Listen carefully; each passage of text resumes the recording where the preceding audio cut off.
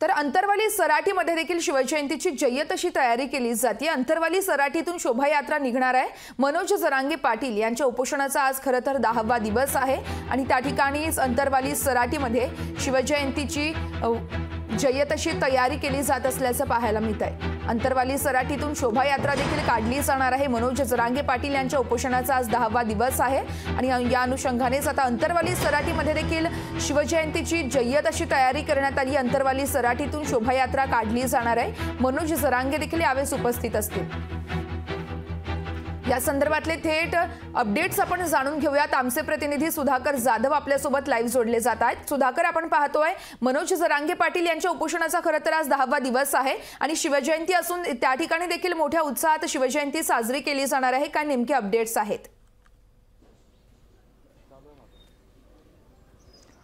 निश्चितच वर्षा, आपण जर पाहिलं तर मनोज जरांगे पाटील हे गेली 10 दिवसापासून अंतरवली सराटी गावामध्ये उपोषणाला बसले आहेत। सगळी सोयरे कायद्याची अंमलबजावणी करावी या मागणीसाठी मनोज जरांगे पाटील अंतरवली सराटी गावामध्ये उपोषण करतायत। आपण जर पाहिलं तर या ठिकाणी अंतरवली सराटी गावामध्ये हे जरांगे पाटलांचं स्टेज आहे। या ठिकाणी जरांगे पाटील उपोषण करतायत। या ठिकाणी छत्रपती शिवाजी महाराजांची आज जयंती जरांगे पाटील आणि अंतरवली सराटी गावातील नागरिक या ठिकाणी करणार आहेत। आपण जर पाहिलं त्या स्टेजच्या बाजूला फुलांची अशी सजावट करण्यात आलेली आहे। मोठ्या प्रमाणावर या ठिकाणी फुलांची अशी सजावट केली गेली आहे। या ठिकाणी काही बलून देखील लावण्यात आलेले आहेत।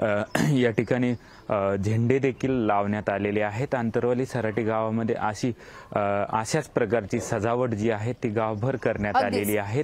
अंतरवली सराटी गावामध्ये असं एक भगवमय वातावरण झाल्याचं देखील आपल्याला पाहायला मिळत आहे। आपण जर पाहिलं तर सकाळी 9 वाजता ही जयंती मिरवणूक जी आहे ते या ठिकाणाहून अंतरवली सराटीच्या या उपोषण स्थळावरून निघेल आणि शोभायात्रा गावभर निघणार आहे आणि त्यानंतर या ठिकाणी मनोज जरांगे पाटील देखील या शोभायात्रेत उपस्थित राहण्याची शक्यता वर्तवण्यात आली आहे। वर्षा, खरं तर आपण पाहतोय खरं तर अंतरवाली सराटीमध्ये शिवजयंतीची जय्यत अशी तयारी केली जाते। सुधाकर, आपण पाहतोय त्या ठिकाणी जय्यत तयारी करण्यात आली आहे। फुगे असतील किंवा मग फुलं असतील, त्या ठिकाणी अनेक वेगवेगळ्या वस्तू वापरून सजावट करण्यात आली आहे। नेमकी ही यात्रा कधीपर्यंत निघणार आहे? काय अपडेट्स आहेत?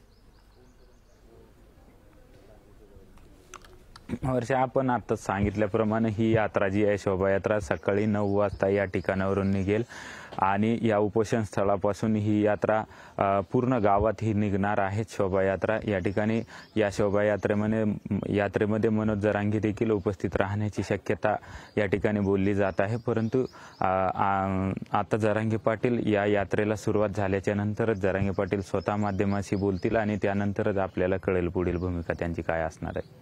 छत्रपती शिवाजी महाराज यांचा त्या ठिकाणी पुतळा पाहायला मिळतोय, तर त्या समोर जे आसन आहे ते नेमकं कोणासाठी आहे?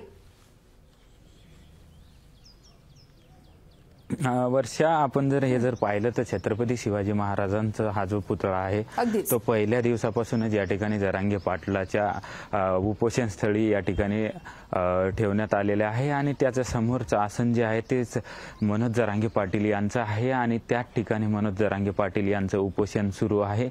गेली काही महिन्यापासून या ठिकाणी मनोज जरांगे पाटलांचं उपोषण सुरू आहे आणि हा छत्रपती शिवरायांचा जो पुतळा आहे तो पहिल्या दिवसापासूनच या ठिकाणी आहे आणि त्याचमुळे मनोज जरांगे पाटील या ठिकाणी छत्रपती शिवाजी महाराजांची जी जयंती आहे आजची ती साजरी करणार असल्याचं त्यांनी कालच सांगितल्याचं आपल्याला पाहायला मिळालं आहे।